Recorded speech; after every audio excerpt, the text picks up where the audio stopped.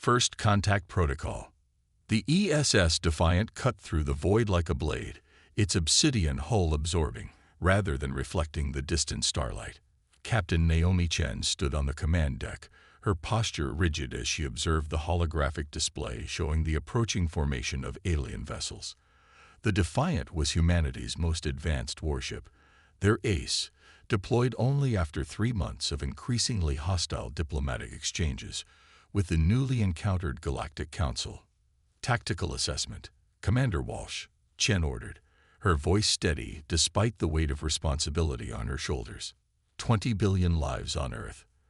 Another 8 billion spread across Mars and the various stations orbiting Jupiter's moons, all looking to her to prevent what the politicians couldn't.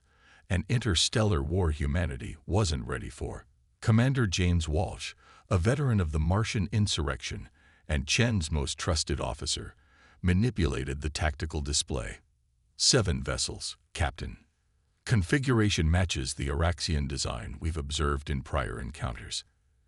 Energy signatures suggest their weapons are powered but not targeting yet. They're forming a blockade pattern on the edge of our solar system. Chen nodded, processing the information. The Araxians, reptilian species with exoskeletons that gleamed like polished copper, served as the military arm of the Galactic Council. First contact had occurred just 11 months earlier when an Araxian scout ship detected Earth's quantum communication experiments. What followed was a rushed integration into a galactic community that humanity hadn't been prepared to join. Communications, any response to our hail? Chen asked. Lieutenant Maya Patel shook her head. Nothing yet, Captain.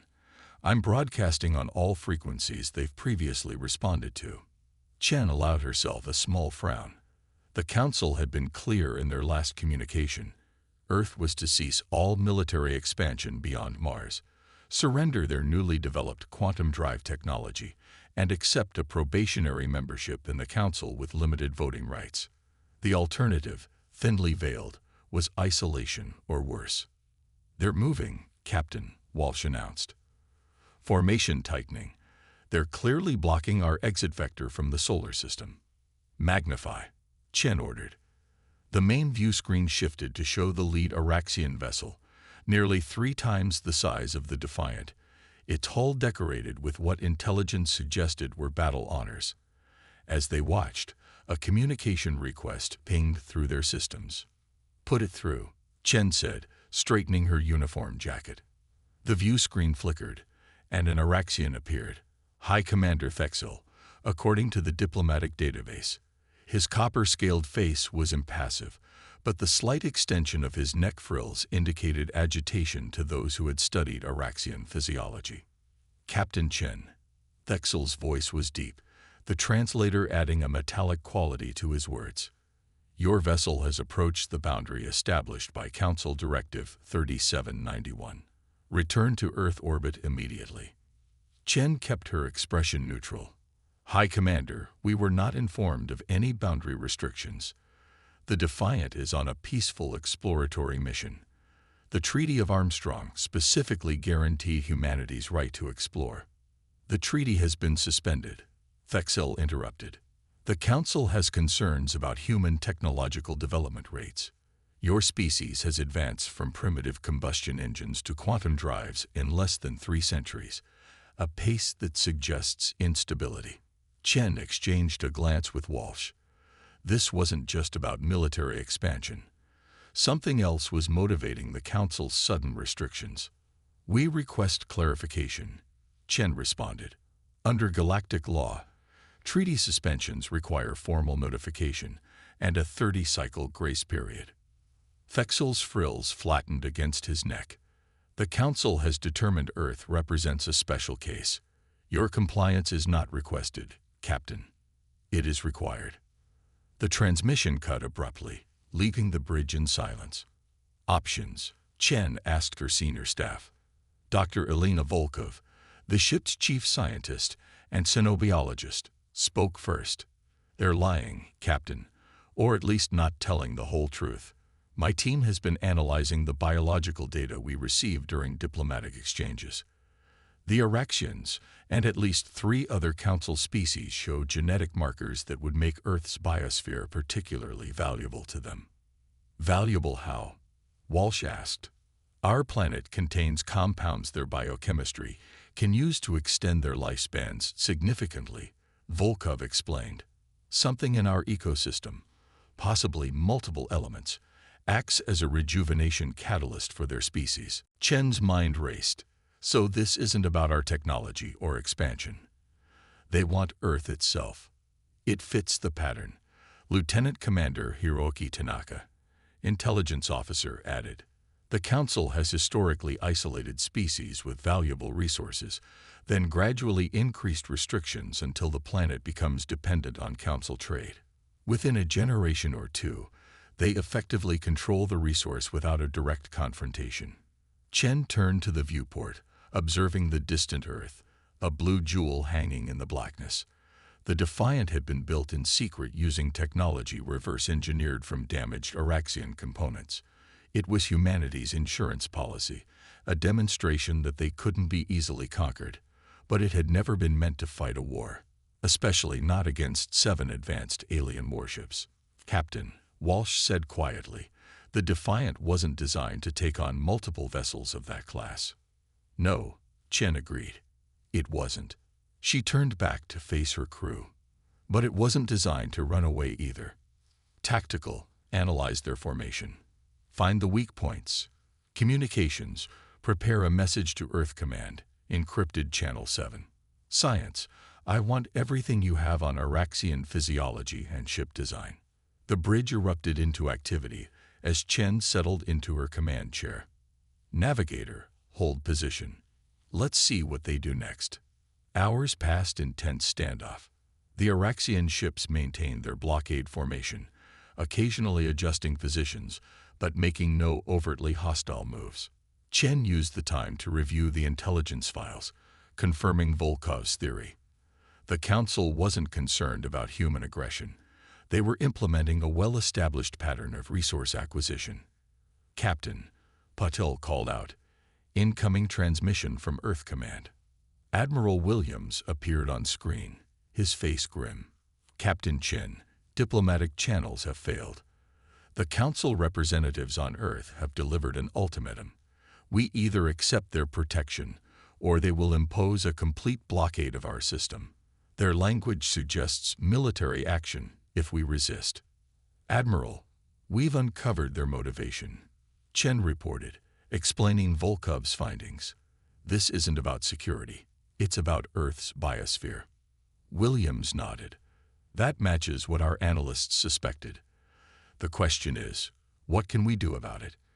The Defiant is our only ship with technology approaching theirs, and you're facing 7 vessels. Chen leaned forward. Admiral, request permission to execute First Contact Protocol Omega. Williams' eyes widened slightly. Protocol Omega was a contingency plan developed after humanity discovered the true technological gap between Earth and the Council races, a demonstration of capability rather than a full military engagement. That's a significant risk, Captain. If it fails, we're no worse off than accepting their terms, Chen replied. But if it works, we change the equation. The Council thinks we're decades behind their technology. Let's show them they're wrong. After a moment's consideration, Williams nodded. Permission granted. Godspeed, Captain Chen. As the transmission ended, Chen turned to her crew. Battle stations. Prepare to execute Protocol Omega. Engineering. Ready the quantum field generator. Walsh approached her chair. You think this will work? Chen met his gaze steadily. It has to. Otherwise, Earth becomes just another resource outpost for the Council. The Defiant systems hummed to life, advanced technology powering up as the crew prepared for what might be humanity's most important stand since First Contact. High Commander Thexel is hailing us again, Patil announced. On screen, Chen ordered, her resolve hardening. Thexel appeared, his frills fully extended now, a sign of aggression. Captain Chen, you're changing the terms of our relationship, Chen answered simply. The Council has underestimated humanity. That ends today. As the Araxian ships moved to intercept, the Defiant's quantum field expanded, creating a bubble of altered physics that extended well beyond the ship's hull. The leading Araxian vessel fired energy weapons designed to disable the human ship's propulsion.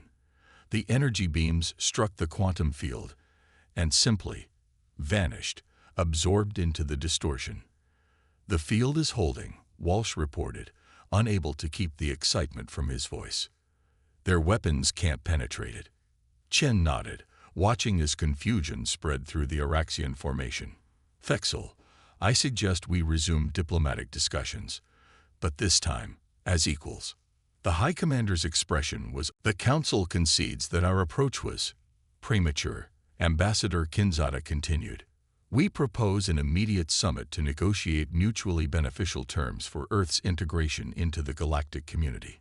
"And the blockade," Chen pressed, "will be withdrawn as a gesture of good faith," the ambassador confirmed, luminescent patterns shifting to signal agreement.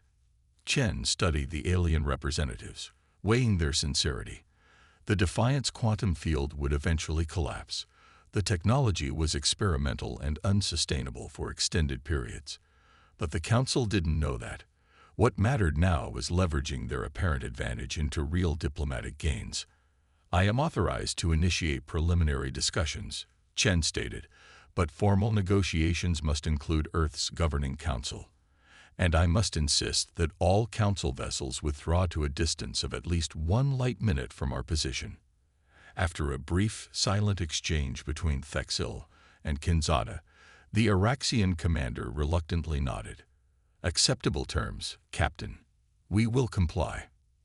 As the transmission ended, the bridge crew exchanged tentative looks of victory. "Did we just win?" Lieutenant Patil asked, voicing what everyone was thinking. "Not yet," Chen cautioned. "But we've changed the game." Engineering, status of the quantum field.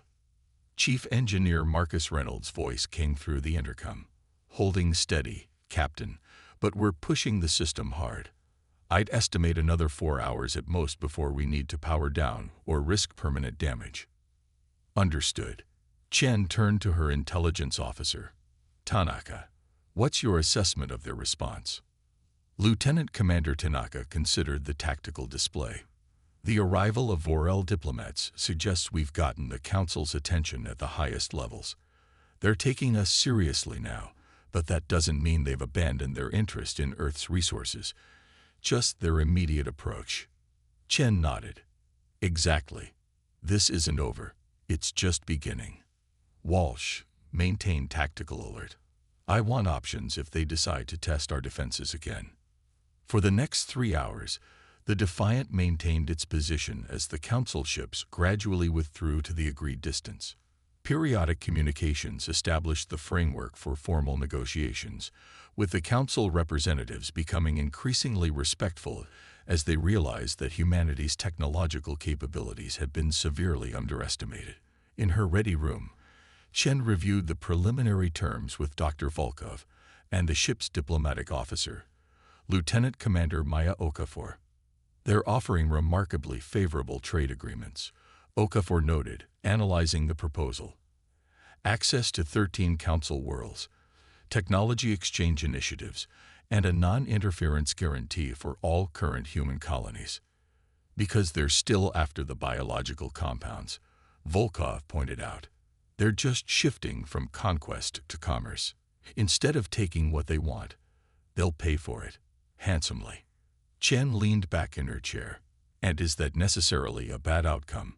Earth gets accelerated technological development, protection from less friendly species, and a significant economic boost. As long as we maintain control of our resources and sovereignty," Okafor agreed. "The key will be ensuring these terms aren't just the first step in a longer strategy of dependency." A chime interrupted their discussion. "Captain," Walsh's voice came through, "the quantum field is showing signs of instability. Engineering estimates less than 30 minutes before we need to power down." Chen exchanged a glance with her officers. "Acknowledged."